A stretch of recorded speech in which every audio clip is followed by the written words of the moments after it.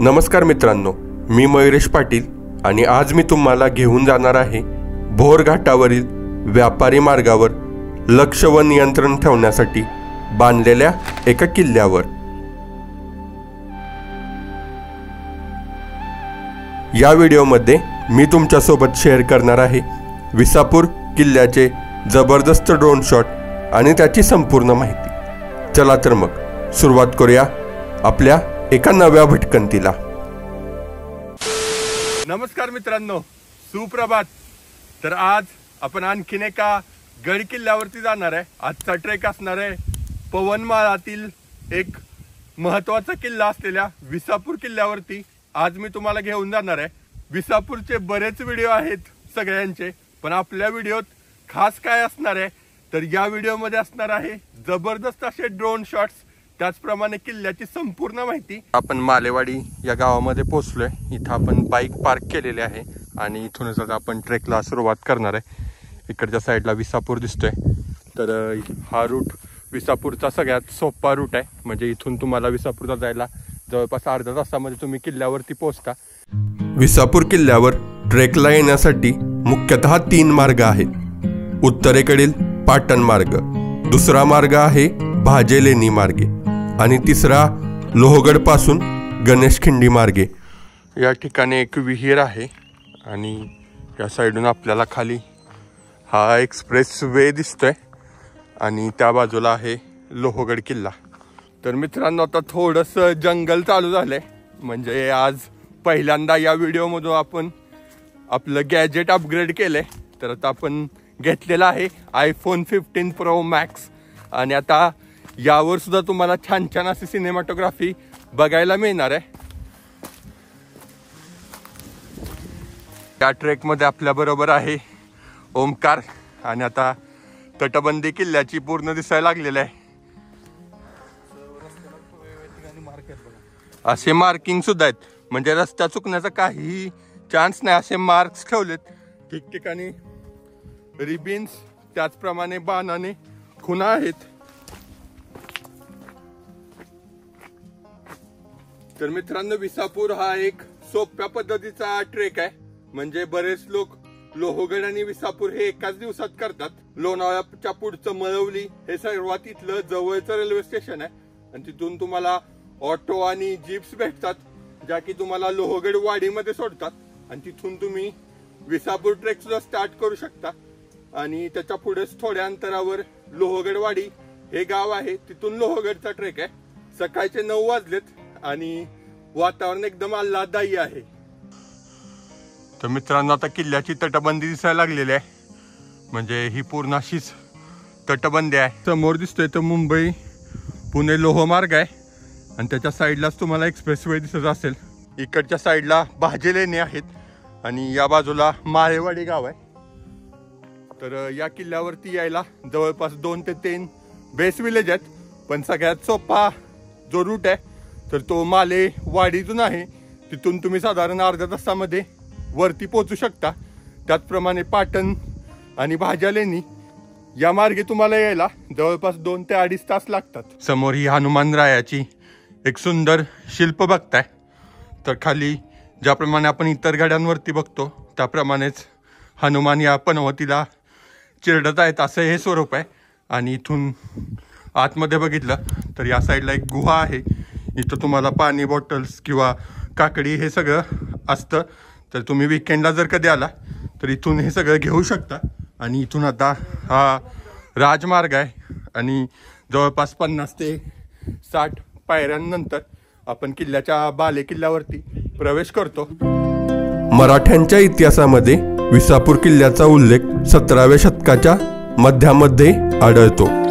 स्वराज्य निर्मितीच्या सुरुवातीच्या काळामध्ये इसवी सन 1657 मध्ये छत्रपती शिवाजी महाराजांनी पवनमावळातील इतर किल्ल्यांबरोबर विसापूरलाही स्वराज्यात सामील करून घेतले। या कालखंडामध्ये या किल्ल्यास इसागड असे संबोधले गेले। तर मित्रांनो, आपण विसापूर किल्ल्यावरील या जोड टाक्याच्या इथं आहे।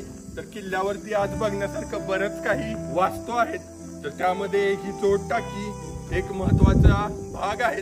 विसापूर हा लोहगडचा जोड किल्ला म्हणलं जातं. म्हणजे जर दोन डोंगर जवळ जवळ असले तर त्या ठिकाणी असे जोड किल्ले बघायला मिळतात.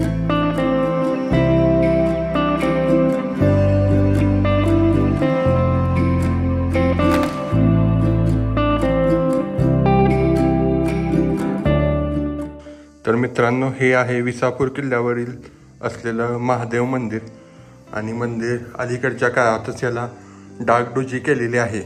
तर पुढच्या दीपस्तंभावर आपल्याला गणेशाची मूर्ती दिसते आणि इकडे आपला भगवा अभिमानाने फडकतोय.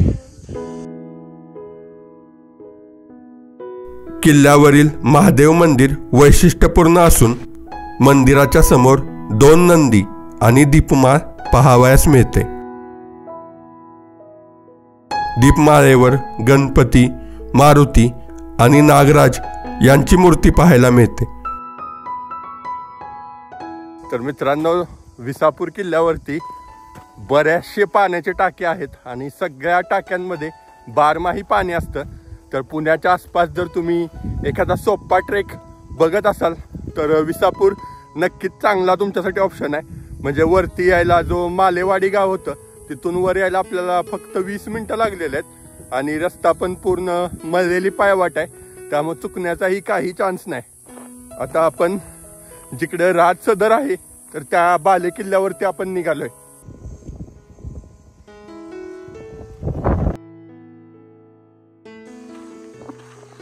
तर या साईडला एक वाडा आहे, राजवाडा म्हणता येईल. तर इथं आपण आतमध्ये जाऊन बघूया आता कशा स्वरूपाचा हा वाडा आहे.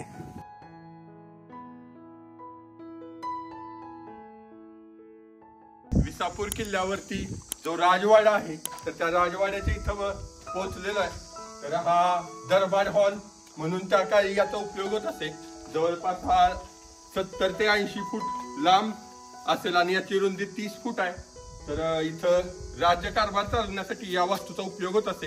आणखी त्या साईडला आपल्याला काही पडझड झालेल्या वास्तू दिसत आहेत. तर आता आपण तिकडे जाऊन बघूया काय आहे तिकडे नेमकं.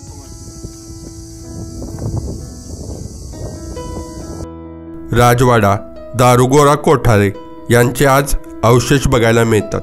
संपूर्ण गडावर जवळपास 3 ते 4 मारुतीच्या मूर्ती कातळात कोरलेल्या दिसतात.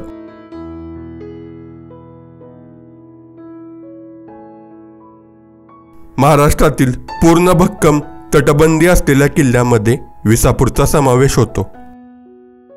पेशवाईच्या काळामध्ये या किल्ल्याचा उपयोग कारावास म्हणून केला गेला होता. आतमध्ये बहुतेक थांबण्यासाठी असं काही खोली होती. तर मित्रांनो, या किल्ल्याचा विस्तार किती बलाढ्य आहे ते कळतंय तुम्हाला. म्हणजे या साईडला ही तटबंदी पश्चिम बाजूची आहे, अशीच ही पूर्ण तटबंदी आहे. तिकडून ओंकार येत आहे आणि या साईडला इकडची पूर्व बाजूची ही सगळी तटबंदी आहे. या साईडला हे विंचूकडा, इकडचा लोहगडचा बाले किल्ला दिसतोय. त्याचबरोबर ही लोहगडची तटबंदी आणि बुरुज सुद्धा दिसतात. पायथ्याचं गाव ते लोहगडवाडी आहे. आता या ठिकाणून ओंकार रेडी होतोय ड्रोन शॉट साठी.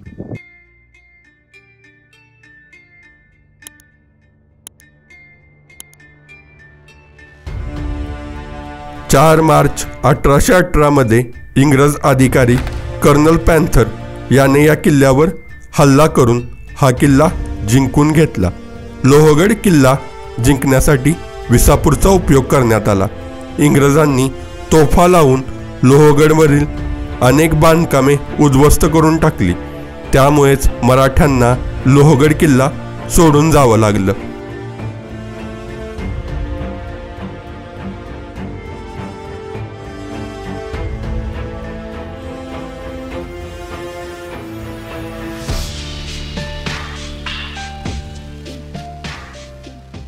ज्या जंग्या आणि जे फांजा आहेत त्या व्यवस्थित आहेत.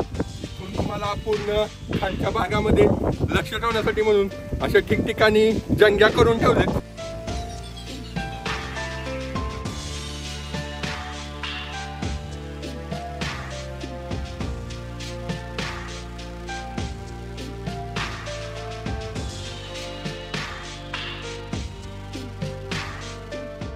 तर या ठिकाणी एक टाका आहे आणि टाक्याच्या साईडलाच इकडं हनुमानाचं एक सुंदर शिल्प खरंच बघण्यासारखं आहे. म्हणजे त्याचे कोरीव काम आजही खूप मस्त दिसतंय.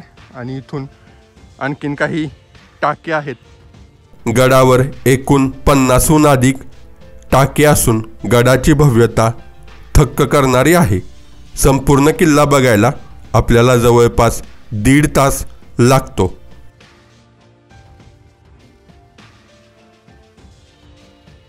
तर आता आपला किल्ला सगळा व्यवस्थित बघून झालेला आहे. तर माझा हा विसापूरचा एक माहितीपूर्ण सिनेमॅटिक व्हिडिओ तुम्हाला कसा वाटला नक्की कमेंट करून सांगा. आणि चॅनलवर जर तुम्ही नवीन असाल तर चॅनलला नक्की सबस्क्राईब करा. चला तर मग बाय बाय. भेटूया आता अशाच एका जबरदस्त व्हिडिओमध्ये.